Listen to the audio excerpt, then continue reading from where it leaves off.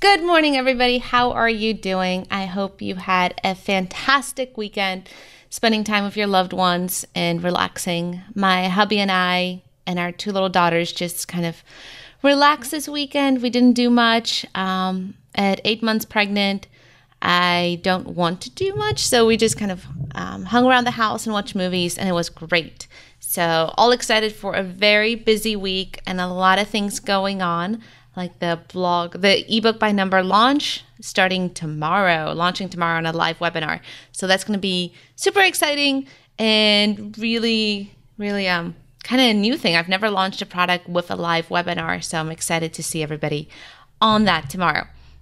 All right, so hi, John. I always have my hubby sign on. I love it. Good morning, Melissa.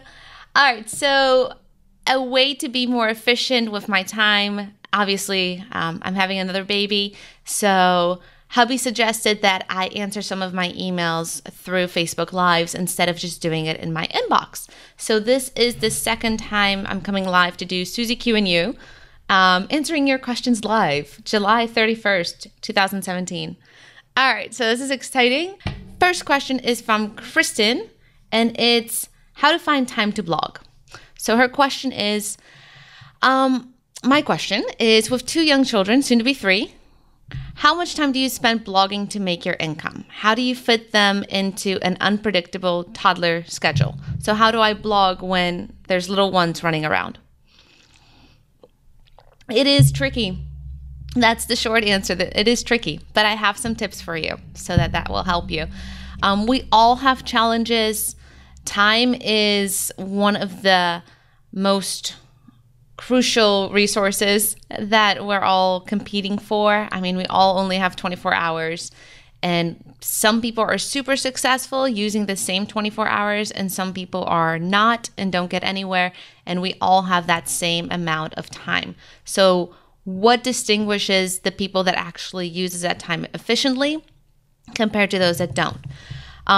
Just a little side story. So last week, hubby and I had a mini baby moon. So I had one day where it was just me. Hubby was off doing something, and the kids were with my mom. So I had a full 24 hours just for me. And it was so new. It was so strange to not have to make lunches for anybody or think about what they want to eat or when nap time is or any of that. So I went to a Starbucks because I like to be around other adults and not just sitting alone at home all the time. And I had a couple hours there, but even though I had so much time, I didn't use it efficiently. I had 4 or 5 hours where I could work on my blog, but honestly, for the first 1 and 2 hours, I was very efficient. And then the rest of the time, I was just kind of watching webinars and clicking around. And it's very much how you use the time that you have. It's not always how much time overall you have. So you could be super efficient with 1 hour, 2 hours a day, or you could be very inefficient with 8 hours a day. So if you make that mental shift of thinking, I don't need more time, I just need to use the time that I have very efficiently. That's a big change that you can do right now to make sure that you're successful in your blog. You don't need 8 hours a day. If you use the 2 hours that you have super efficiently, you can still grow your blog and make it super successful. All right, so here's some tips. All right, just making sure everything works. All right, so number 1, what works for me is waking up early. Find that time where obviously your kids sleep a little bit longer than you do. Maybe they go to bed super early and you have 1 or 2 hours in the evening to work on your blog, or maybe they sleep in and then you have time in the morning to work on your blog. I've never been a morning person. It's not natural to wake up so early when the sun's not out yet, but because hubby goes to work super early, I decided I'm going to wake up with him as well at 5:30, and then at 6 o'clock, I have my cup of coffee and I'm working on the blog for about 2 hours until the girls wake up. So that's been very helpful for me because the early morning hours is when my mind's the clearest, when I have thinking time, when I haven't been bombarded with all the distractions of the day. So early morning hours feel for me are very productive compared to maybe later night hours. And if that works for you, that's great. But waking up early has helped. And I know that's kind of been said by everybody, but it truly works having that miracle morning. Then, as a beginning blogger, it's hard to find out what your essentials are. But in a couple months, as you keep blogging, you're going to find what are the essential things that you need to do to actually push your blog forward. You might be doing a whole bunch of things in the beginning that are kind of time wasters, and that's okay because you'll have to find out what your core elements are that you need to do to grow your blog. For me, it's answering emails.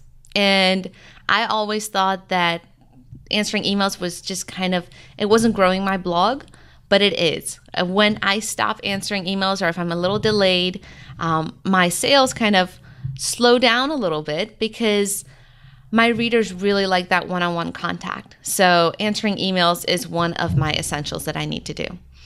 Number 2, another essential is scheduling my pins in Tailwind. So if my Tailwind queue dries up, then my traffic kind of dies down a little bit as well. So I have to make sure I schedule Tailwind. Things that aren't essential is, like maybe leaving comments on other blogs. Sometimes that's helpful and sometimes that's not as helpful. It doesn't bring back as much traffic as you're hoping for. So that's analyze if the things that you're doing, if it's really helpful, like leaving comments on other blogs or, what's not essential? Man, I'm on the spot here doing lives. Or maybe there's a Facebook group that you're promoting in, but it's just not helping anymore. That Facebook group is not your niche. They're not really your community. So don't waste your time promoting in places that aren't really part of your audience. And that was hard for me to learn too, because initially I did these great guest posts on advanced blogs and they had a ton of traffic and they're huge blogs. I'm going to turn this off because this is distracting. But it didn't bring me back any page views, even though I spent a month or 2 on this huge guest post, because that niche, that blog where I was posting my guest post wasn't in my niche. So I had to go back and reevaluate what do I really need to do to make sure my blog grows. So focus on your essentials. Then thirdly, ask for help. I know it's hard to ask other people to help you out, but it's okay. Ask hubby maybe on a Thursday night. You can have some alone time. You can go to Starbucks or to a coffee shop and just spend 3 hours in silence where you have a me date and you can take your laptop and work on your blog for those 3 hours. Or you can have a babysitter come once a week to help you out. Don't be scared to ask for help. Other things that you can do to make your life a little easier is maybe you can meal plan. On Mondays or Sundays, I make a ton of chicken in the crock pot and I slow cook it. And then I take the 4 or 5 pounds of chicken that's now cooked and put it in the refrigerator and we eat from that every night. So I'm very thankful my family's not very picky. Thank you, John. And thank you, girls, for not being very picky about what we eat for dinner. So that eliminates creating a big meal every night. And then every now and then we order some pizza like we did last night. And that helps to kind of take some stress off of me so that I can rest and relax and not always have to worry about dinner. Okay, 4th, you can time block big tasks. So I always save my most intensive tasks like creating content or creating videos for those early morning hours when I have 2 hours of quiet alone time. Little tasks like answering emails one-on-one or scheduling my Pinterest Tailwind queue, anything that doesn't require a lot of thinking work, I do kind of in the margins of the day. When the girls are playing quietly and they're okay, I'll maybe schedule my tailwind cue. Or when hubby comes home and he spends about an hour with the girls, I have some time to answer a couple emails and make a snack. So make sure you time block the really intensive things, and don't try to do that when the kids are around you, because that's just frustrating to everybody. If it's not time to blog, it's not time to blog. And then I put the computer down and I focus on the girls, because trying to balance both a hard, intense thinking blogging task like writing content or creating videos and being with the girls, it's just too much. And then it makes us all angry. So make sure you separate those two worlds. All right. And then fifthly, you can improve processes. So for example, right here, instead of answering all my emails one by one, I label them in Gmail, and you can add labels as Facebook Lives. And then I'm like, okay, well, I'm going to take this email and answer it through a Facebook Live, so that, yes, it takes me about the same time to answer it in written format or to do this video, but through the video, I'm reaching more people. So I'm taking the same amount of time to answer the email, but I'm reaching more. So this is an improved process for me. And then lastly, what I love about blogging, it's super flexible. If there is a day or a couple of days that you just can't get to the computer, it's okay. Like, your blog is not going to disappear. Or if you can only work at night, that's fine. Then blogging works for you at night, or only in the morning. That's great too. Where initially, when I started thinking about doing something from home so I can help contribute to the finances, I was thinking about direct sales. But a lot of times, like, you have to host parties, and that's during times where I'm busy with my family, and it actually takes physical time, and you can't really do it flexibly in the margins. So I like direct sales, but I'm not a very great hostess, and I'm not a great cook. So direct sales is just not for me. Or FBA, Fulfilled by Amazon. You have to actually go out to stores and buy inventory and leave all that inventory in your house and then resell it as a third-party distributor through Amazon and then make a profit off that. And hubby and I thought about doing that because it is a successful business model if you know how to do it. I just didn't want to store all that inventory in my house, and I didn't want to go to the store all the time, because when I'm in a store, I'm tempted to buy other things.